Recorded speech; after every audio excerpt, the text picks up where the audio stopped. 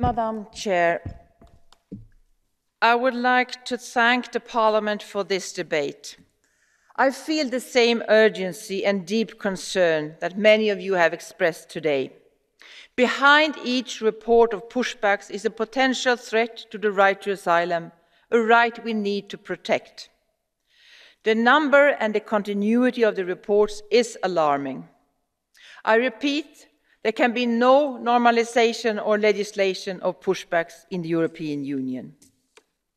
It's also important to stress that every day, every night, border guards, policemen, policewomen are protecting our external borders in compliance with EU law and fundamental rights.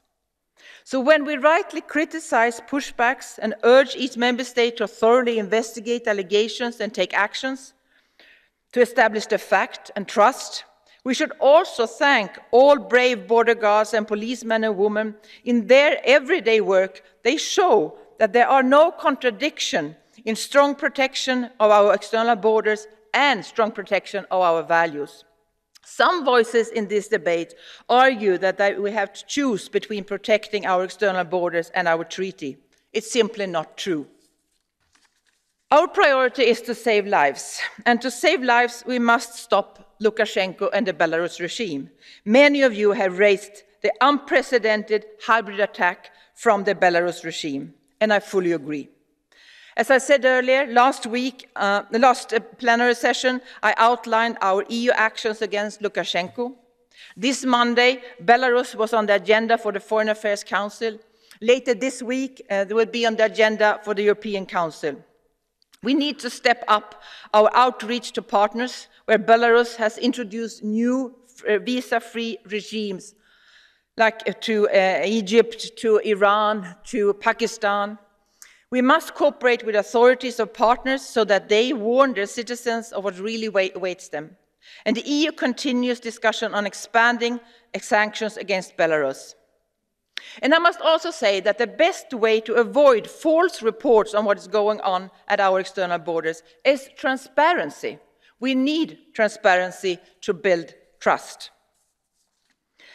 The situation for migrants at the Greek islands were also raised.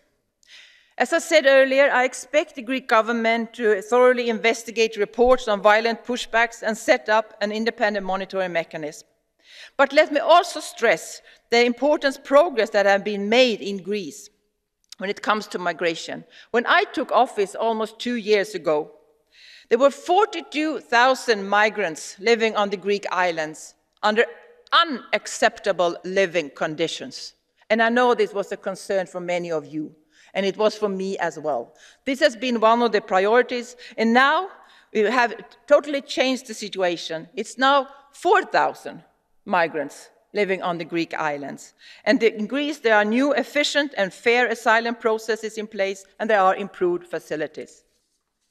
All member states should follow Croatia and establish independent monitoring mechanism. And above all, we need to get an agreement on the pact to protect our borders, to prevent pushbacks, and to uphold fundamental rights, and to never allow to normalize pushbacks. Thank you.